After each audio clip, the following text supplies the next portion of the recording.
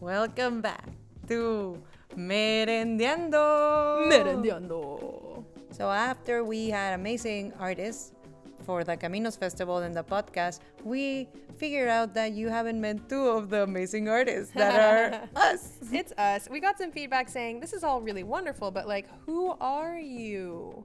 And we were like, true. We were like, we don't really know, but what we know, we will share. Absolutely. So Monica and I sat down and had a discussion about our work. We had some tasty snacks, and we want you to have a tasty snack while you listen to this. So go get a snack and then just relax and listen to these Mexican beauties. Let's get into this episode of Merendiando. This is the sound of me slurping abuelita chocolate through a churro. It's delicious. You know why it's more delicious? No. Because we're doing it together. So I did the It's so good. chocolate, abuelita. We did it with cashew milk also because Ooh. I actually adore cashew milk. You bought the churros from? Pancho's Bakery at Dufferin and Bloor, but there's many other ones too around Toronto. They were super great. I like them. I like the one at Dufferin because it's so small. Yeah. It's like you're going into a little shack of love. But tell our listeners, what did you did that made me real sad? I didn't get them rellenos with anything. I didn't Yeah. get them filled with the flavors that sometimes people do. I wanted dulce de leche. I love dulce de leche. I just didn't Or la do it. lechera, like literally condensed milk. I was I'm so just- sad when I opened that bag and there was nothing oozing out of them. But I understand. You do? But then mad before. I understand. You like churros with nothing inside. Okay, that's not true. I figured that if we're gonna have abuelita, I'm already gonna be nostalgically like overwhelmed, and I don't need that much sugar in my life at once. Like I am trying to be a responsible adult. Oh no, I love sugar. I need all the sugar. Okay. And it was a perfect excuse to just go all over the sugar. But I understand. What is this podcast episode about, Monica? This is about you and me yeah. and you and me and all of you listening out there, knowing each other, Hi. knowing us a little bit better. Hi, you person out there. Hi, wherever you are, we love you. Yeah, we probably love you. So, do we want to tell people how do we met? Is that okay? We could start there, Yeah, let's start from the beginning. but like the beginning would be before we met, right? Like how we were made. Okay. That's a tricky Or thing. maybe more like a little bit about us as individuals. Oh yeah, a little bit about us. I don't know. I mean, you can start wherever you want, Monica. You start right at the beginning. Okay. I'll start with me because you're still enjoying that chocolate. Honestly, I'm trying to eat everything at Yeah. once. It's so good. I don't know who I am. I got this question recently, and I'm like, I don't know. I just say I am a Mexican immigrant queer person who now lives in Toronto, and I've been here for the past 6 years. I came with the dream of being a free queer person, and then yeah, and then I left it here, and I think my art form has changed a bunch. I do film, I do theater, now we do podcast, we Yes. do everything we can to tell stories, I think. I just say I'm a storyteller. That's the best Nice. answer. What about you? I have so many follow-up questions, though. Oh no. No I'm follow-ups? joking. No, yeah, ask me. Okay, so you came here 6 years ago. And did you come to Toronto right away? Did you go somewhere else? No, only Toronto. I've never been to any part of Canada. And Toronto was like the one. Why? Why? I thought I was going to Vancouver because I wanted to go to Vancouver Film School. But then but Toronto Film School was easier to get in. It sounds horrible, but it was. I think these are facts. Yeah, and also I like Toronto because in my mind it was super close to New York. The thing was I didn't know it was super close to Buffalo, New York, not New York City itself. I was tricked by my own mind. I mean, Yeah, I know, but it's still. it's still it's pretty there. close, Yeah. kinda. Like on a plane, what is it? An hour and 30 minutes? Yeah. An hour, yeah. Yeah. But yeah. Also, I knew I was gonna come to Canada since I was little because of the grassy. I always tell the story that I feel like so jinx. Like, Instead of saying my story is jinx, makes no sense. What did you? Also, as you can see, English is not my first language, so sometimes I just invent sayings. Honestly, how else does language even happen? You're just helping English thrive and change, Monica. I do that a lot, it's like, how do you say tulipanes? Tulips. Okay, so I was in a class and I was trying to say tulipanes and I said tulipans. Yes. And then I realized every Love time I that. don't know how to say something, I just like Just Englify. whatever it is. gringolize, like I gringolize Gringolize it. and Englify. No, Those are good gringolize words. it, yes. Gringolize. What did you say today? You're like, oh, I have to buquear this rehearsal. I'm Yeah. like, get out, buquear. Yeah, So it funny. really, It's so good. really Spanglish. But that's how we speak, I feel, here. Like you, tell us about you a little bit so I can ask you a follow-up questions with this. Okay. Okay, so I'm Camila. I was born in Halifax, Nova Scotia, and I love it there, and it's a big part of who I am. And then I moved to Toronto with my family when I was like a child. So Toronto has been my home for a long time too. But my family, my parents, are both from Mexico City, el Distrito Federal, ¿saben? En la So Ciudad de speaking about México. language, how did you grow up here having Mexican parents? It was like English and Spanish always like.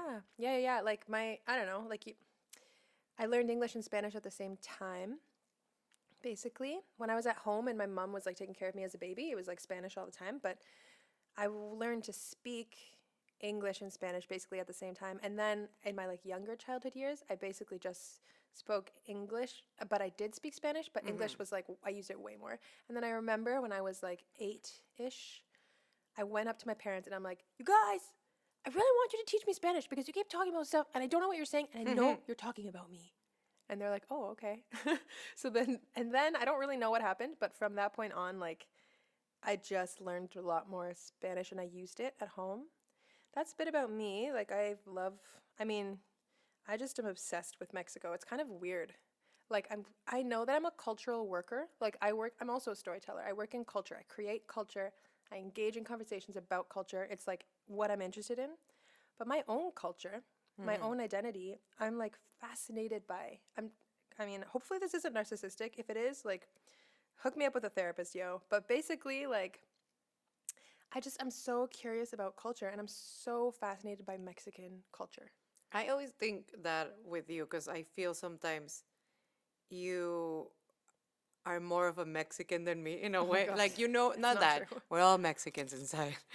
Yeah. But like, I think you try really hard to understand the culture. I Like, really do all the time. you every day. do the research, and I'm just like, should I know more? No, you are it. We're both it. But I think I'm just interested in like, I don't know. I just love learning about the history of like the different things that happened in that country. And I love learning about the different languages. I love learning Nahuatl. I love learning about textiles. I have no idea why. Like, I can't actually explain to you why. It's just that I like get so much life when I like go to Mexico. Firstly, like I'm so privileged to be able to go to a place where my ancestors lived, like where I know that my family has connections. And it's huge, and it does a lot for my mental health. There's just a feeling I get in the air when I go to Mexico City and just Mexico, and I just feel at peace. But also, that's a huge privilege because then I get to go back to cozy, safe Canada and like think about it in the safety of my apartment that I get to have, because like a lot of my family members wish they could come here, Yes. So it's like, No, I understand. I understand that. yeah. Yeah. I think once I left Mexico, I realized how much I don't, it was gonna say we were like missed it in a way that is like, I want to know more about the place I was in once I got out of it. Yeah. Which it was weird. I don't know. I love Mexico. I love it. I love being Mexican, but I also being a person who was there where certain things were going down. I'm happy I I'm not got there. out. Which please nobody hate me, but I was just like, but I feel way safer and happier. Speaking about this, we were having this discussion about how people say first generation or zero generation, because we were saying that you found that first generation means not you. That was like your mom. Exactly. So like, in a way, it's like I'm first generation, yeah. but that doesn't really translate that way. Into Spanish? No, remember it was like you found it on a website. Yeah. Well, like the Canadian immigration official stance. I found that like document online that's like, this is in for the Canadian government, these are the definitions of these terms. And first generation was the person who came from another country, like that person who was born in another country and is now Canadian, like officially with like all the papers and everything and like the stamps. First generation Canadian, they're first generation. And then if they had kids, their kids would be second generation. So technically I'm second generation and technically you're first. Yeah. But I think colloquially, lots of people say that what I would am is first generation. Like I've heard people say that about themselves and I don't think it's wrong. I just think it was interesting. Yeah, it's a way of using language that is like Yeah. tricky in a way. Because what you were saying, because if I'm first generation, then you're zero generation, then what are you? It's zero generation. Zero generation. Yeah. Kind of sounds cool. It's like a space cadet. Yeah, I like it. Yeah. You're like a astronaut exploring things. But I do thought it was really interesting because I'm like, is this thing also meeting people that are like, when I met you and you're like, would you say you're Mexican or you would say Mexican Canadian right away? Or would you say Canadian? Oh my God. That's a really complicated thing. I definitely say Mexican. I acknowledge that I'm Canadian. You know, I'm all for basically Indigenous liberation, if you want to put an umbrella term on it. So do I call myself Canadian? Yeah, in some places I do. Yes. But sometimes I'm like, I live on dish with one spoon wampum treaty territory, and I support Haudenosaunee people and, you know, lots of Indigenous people who live here, not just the Haudenosaunee. And that's what I say. So you have like a complicated relationship with saying you're something. I'm always learning, but I don't know. Your I'm culture obviously is conflicted. ambiguous. But I'm from specific places, and I can tell you about those places. What about you? What do you say? Do you say you're... I say Mexican because I am Mexican. Yeah. I think we have this conversation a bunch, like as an immigrant, when somebody who I know was born here will tell me I'm Mexican, I'll be like, no, you're Canadian. But for me, it's because being Canadian will hold some sort of privilege. Yeah. Because it's like, well, if you're Mexican, then you need to get a visa to go to the States. Totally. Like, do you need to wait that long to get OHIP? Like, I was here for 4 years until I... Got OHIP? Yeah, because I was a student, then a worker, then finally a permanent resident. OHIP is the Ontario Health Plan, by the way, like free healthcare. Yeah. Free healthcare, yeah. So it's always in a way of being like, I understand, but a part of me is like, but you carry certain, in a way, privilege that. Oh yeah. Yeah. So it's always like I like to have this conversation because I'm like I understand people getting in touch with their culture and their background, but it's a weird conversation. No, it's a really good one because there's so much privilege. Because I was born in Canada, I get all the privileges of being a Canadian citizen. That's why people come to Canada. But you also get what I like about you is like you get the responsibility of knowing what entitles with you being a Canadian, like knowing what the story really is. I mean, I don't know what the story really is. I'm still uncovering it as someone who was born here, but it's fucked up. This was getting to know Camila and Monica. We're just going over like how do we identify? I think that has to do a lot with our artist practice. Right. So wait. So okay. So you're a storyteller. You do things, but I feel like you're not giving yourself enough credit because Monica is a rock star. Okay. Maybe what we should do is like I describe what I think you do in terms of your art, and you describe what you think I do. Okay. Let's Ready? You ready? Bum bum bum bum bum bum bum bum bum. All right. So Mónica Garrido is a celebrity.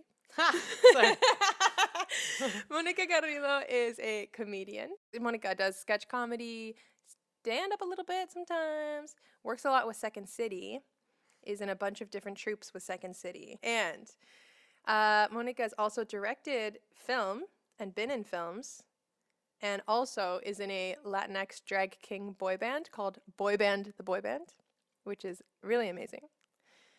And Tortilla Chip Collective is something Monica runs too, which is like a collective that does events. Like you used to do this pachanga party at Glad Day Yes. Bookshop. Pachanga Party, which is just like a Latinx kind of dance night at Glad Day, which is Glad Day Bookshop is the oldest surviving queer bookstore in the world, where I work also. Monica is also an actor in theater and writes and performs her own shows. So if that's not going to keep you busy 24/7, I don't even know. I think my bio is like, Monica's tired. Now I'll do you. Okay, wait, was that right? Kinda, yeah. What did I miss? I do work with Second City, but I also work with Bad Dog Theater, and I do comedy all over. And yeah, but right now I'm in the house ensemble of Second City. I have a show. We have a show every Friday until May. Forever. Every Thank Friday? God. What Yeah, time? every Friday at 8 p.m. at the JCB, the You know I'm training coming. center. I'm going to come to that. Yes. Okay. I'll do you now. Oh. Okay. Camila is a witch. Yes! Yes, that's the best it. answer! We literally just talked about this, that Camila is a witch. She is a really talented musician. She has a beautiful, beautiful singing voice. Oh. I have a video of her in my phone, and What? sometimes I listen. Yes, you sent me a song. Thank you for remembering. Whoa, like when? You sing Yo No Sé Mañana. Oh my god, Yes. I do remember that. Yeah. Camila wrote for our boy band. She's an amazing songwriter, so she wrote 2 of our original songs. She also was a musical director. She's really, really talented. She writes music. She plays music. She's a witch, so she also reads el tarot. Yeah, sometimes I do. Yes, yes. That's secret information right now. Okay, It's keep secret? going. Keep going, Monica. Oh This well, is- now everyone will know. Or you'll I mean, edit it. secrecy So. is half the power of witchery, bro. Yeah. She is a theater performer too. She is an actor, a creator. I will go all the way to say you're an activist. Yeah, oh yeah, definitely. If you want to know what's happening in the world, I will ask Camila Oh. 100% right away. When she finds something that she's passionate about, oof, Camila will know about that. That's true. Yes. That's good. And she likes, I always like the way that you see everything as a big picture. Because I think that's something that we complement each other really well. I'm really practical and being like to the point. And Camila is a beautiful, beautiful dreamer. Yeah, that's so true. Yeah. Yeah, it's actually so funny. Whenever we work on the podcast, Monica's like, okay, so then when are we going to do this? Who do we need to ask? And I'm like, yeah, but like, what if everything was like this? And then you're What like, if there was okay. a special song Yeah. for every vowel we say? Yes, I Yeah. probably said that once. And then you're like, okay, I don't know how that's gonna work because blah blah blah blah blah. It's good. It's good. But Keep me it's in check. good. I think we complement each other. Yeah, when we're not making each other mad. Yeah. But it's all part. We spend so much time together. I think that's. Yeah. Can we then say how we met each other and how now me and Camila are like in each other's life Yes. 1,000%? Yes. So I met you. I knew about you because of a friend we have in common, Sofia Rodriguez. Oh yeah. Because you went to Sheridan. Yeah, we And both- Sofia was like, "There's a Mexican." Mexican lesbian in the Go. program. Yeah. And I was like, "What?" And then I just Wait, knew you knew were- Sophia, right? You Yeah, knew because Sophia. Sofia and I know each other from Monterrey, Nuevo León, my God, from I can't- Mexico. And then I was like, who is this magical unicorn? Holy shit. And then I saw you at that thing, theater. What is it called? It was like a theater event. Performing? And you perform in like, I think it was this circle or something. You're playing your guitar. What? I mean, I do that all the time. I just have no idea which event. But you're it was talking like, it about. was like a time, it was like, they had a timer and there was like, you have like 10 minutes to do this piece or something like that. And then it will go off. Right. Oh my god, yeah. Oh yeah. Wrecking Ball. Mm-hmm. Wrecking Ball. Oh yeah. So I was there, and you were there, and I knew who you were because I saw a picture of about it. you. Okay, yeah. Also, because I was trying to be like, who is this Mexican lesbian? Wow. And I found you on the internet, Why didn't we date? We're both Mexican lesbians. You didn't want to, remember? We can No. also go through that. Okay, I'm sorry. Keep joking. going. I'm joking. Okay, please continue your story. You were like, if you can see Camila's face, it's I'm so just eating a red. churro, bro. It's just really red. No, but I went up to you and be like, hello, I'm Mexican. My name is Monica. Nice to meet you. I love how I'm Mexicans gay. first. I know you're gay too, or something like that. I didn't say that. Probably not. That But I would've was been like, come to my show. And you couldn't. I invite you to my ECU show. Holy shit. Monica, I remember this right now. I remember everything so clearly. Yeah, I remember it now. You came up to me and I was like, this is a lot of energy. And then you're like, I'm Monica. And I'm like, oh my God, you're my friend. I remember that. Okay, I remember that. That's amazing. Yeah. And then I don't think, and then you couldn't come to my show because Oh, yeah, something. you're a star. What? No, you're And a witch, so it takes a lot of time. I'm just a constellation in the sky, just like the rest of us. We're all just stars in the sky. Aw. All right. And then we didn't, I think we met each other again, something with Aluna. For sure. Like we did probably a workshop Yeah. or a festival. Yeah. I feel like I remember mostly getting to know you at Aluna, though. Like, I remember actually getting to know Monica at Aluna. And I feel it was like a workshop that was like a writing workshop, and we had to like read what we wrote. And you wrote something like really beautiful, and I was like, oh, okay. And I got to know you there. It's kind of, yeah. And then we were just people in the Latinx theater community, right? Yeah. Just like orbiting, sometimes seeing each other. Yeah. Okay, so basically, fast forward. Like, we worked a little bit on projects together. Like, mostly, I think boy band was the biggest thing that Yeah. we worked on together. And you invited me to work on that with you because you started it. Again, boy band, I can't, like, say this enough. Boy band is a Latinx drag king boy band with original songs and, like, lip-synced, amazing, fully choreographed dance numbers. It's actually a dream come true. So, there's that. But you invited me to do that. And then this podcast. So, this podcast, how did this podcast happen? Was it Oh, Trevor? Oh, the train's passing by. Can you hear the train, everybody? I don't know if you could hear that, but if you can, the studio is right next to the train tracks, and I love it. Yes. Everybody else seems to be very annoyed by it because it interrupts like the vibe because you just hear a train, but I love the train. Do you like it? I'm okay with it. I don't love it or hate it. I'm just used to it. Okay. I think if it was gone, I'll miss it because it's been a really big part of us That's at this true. point. At this point, as people who record sound in the room next to the train tracks. But the podcast started, I know Trevor reached out to us individually. And then he was always like, I have this idea, I have this idea, I have this idea. I think you and Camila will be great. I think you and Camila will be great. And then they just brought us together and we're like, yeah, Yep. sounds like a plan. Yep. Sounds like it would work. Yeah. What's better than one Mexican? Two Two Mexicans. Mexicans. Okay, listen. Okay, we yeah. are both Canadian and Mexican, right? So I don't think I can't say I'm Canadian until they give me a citizenship. Then Yeah? I'll say. I will always say now I'm a Mexican Canadian resident. right. You technically that's That's how I say it. true. But I think, I mean, as somebody who has Also, I know you're looking at that churro and you want to eat it. You can eat it. It's okay. I Okay, know let you're me- like, all right. Monica, this is yours, but I can see it in your face that you're like, I want it Oh my God. so bad. And then we have more. I know. Just eat the churro coming. Okay, I was saying something. Okay, Yeah, I'll sorry. say it and then I'll eat the churro.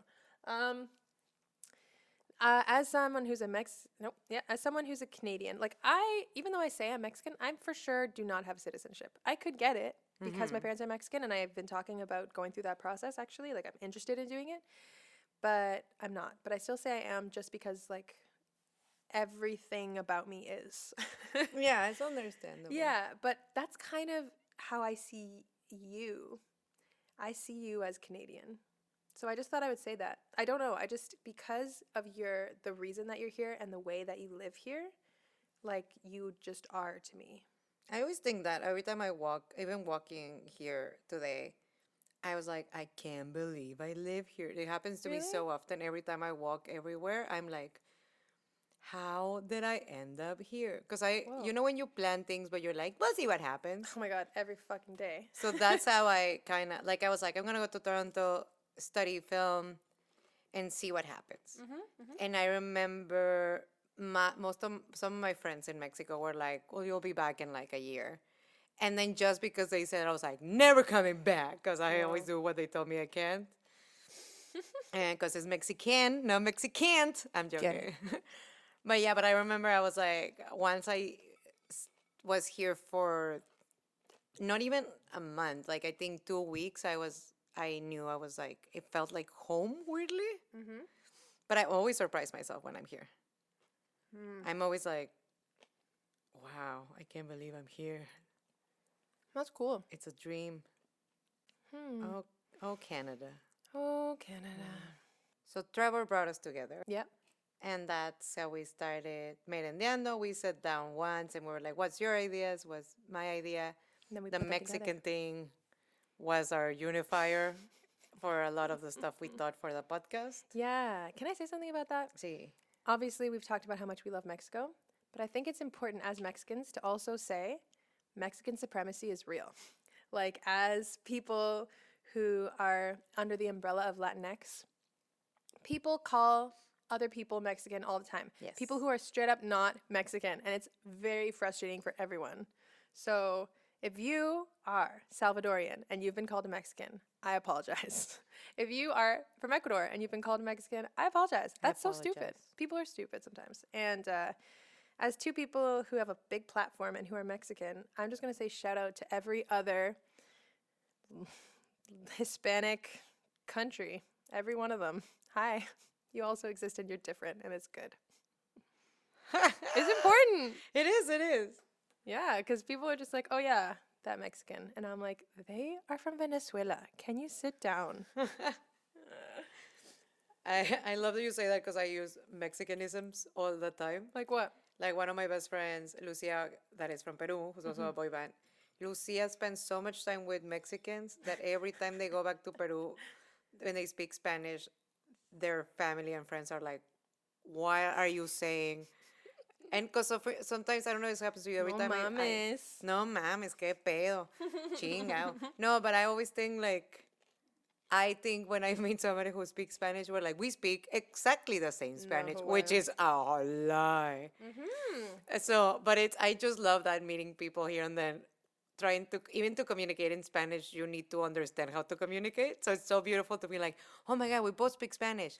Oh, you are from that Colombia. means that? No, for us it means this. Yeah, like the whole like limon debate. Limon means different things in different places, Oh, it's true. Sí, sí, sí. right? Like Guatemala, they're like, oh, this limon. That's like, I'm confused. I can't even fully say the joke. I don't even know. Even sayings like, I don't want to get into it, but like Colombianisms Oh yeah.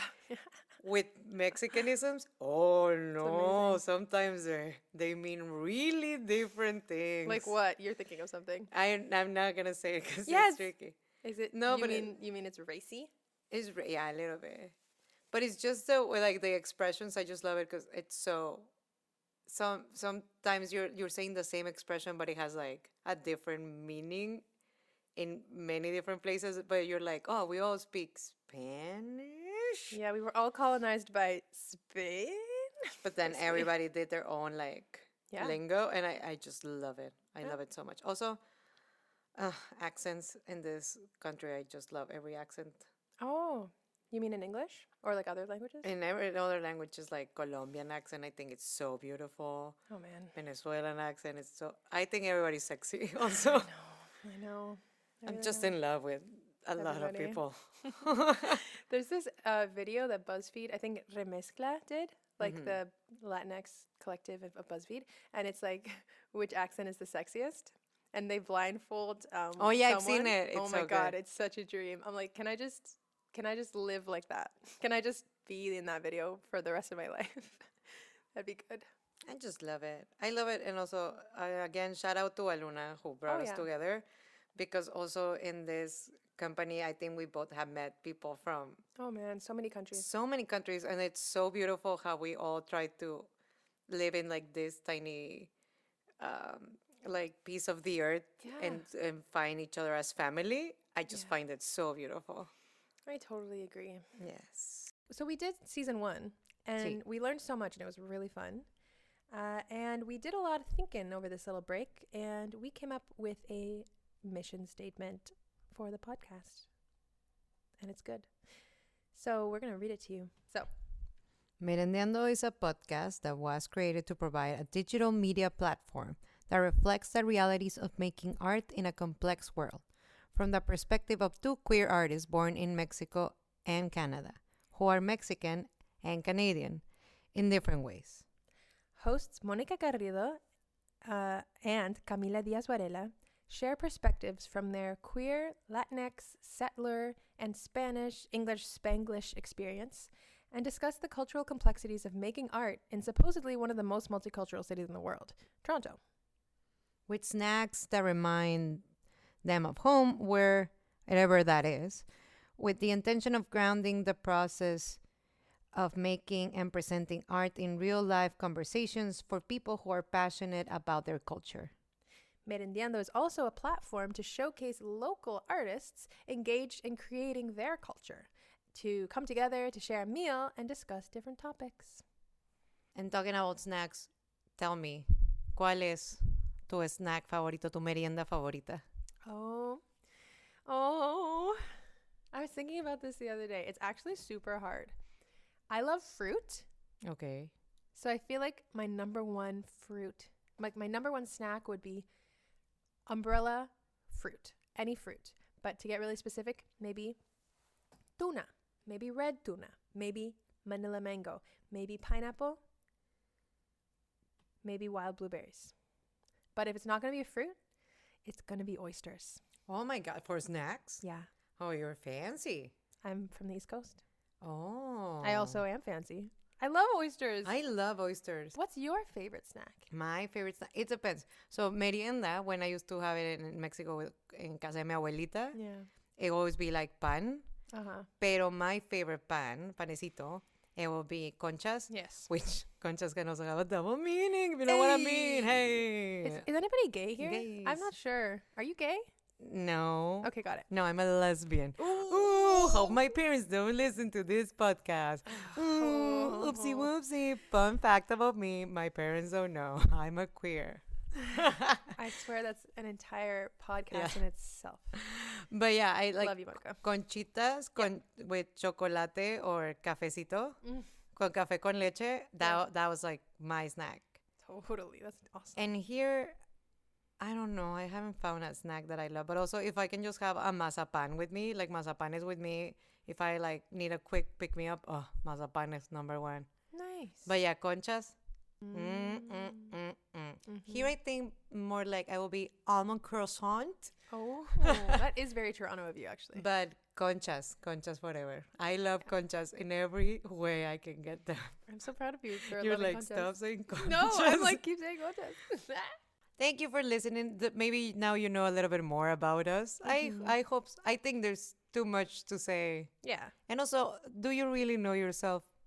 I mean, I am just a shell through which air passes through, basically. Yeah, I'm just a churro with no relleno. Thank you, Camila. I'm joking. Oh, he'll never live it down.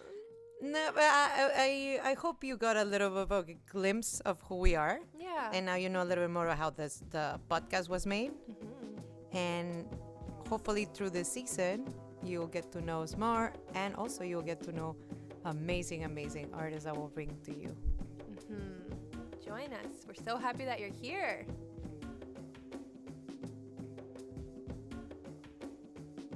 Radio Aluna Teatro is produced by Aluna Theater, with support from the Metcalf Foundation, the Laidlaw Foundation, the City of Toronto, the Canada's Council for the Arts, the Ontario Arts Council, and the Toronto Arts Council.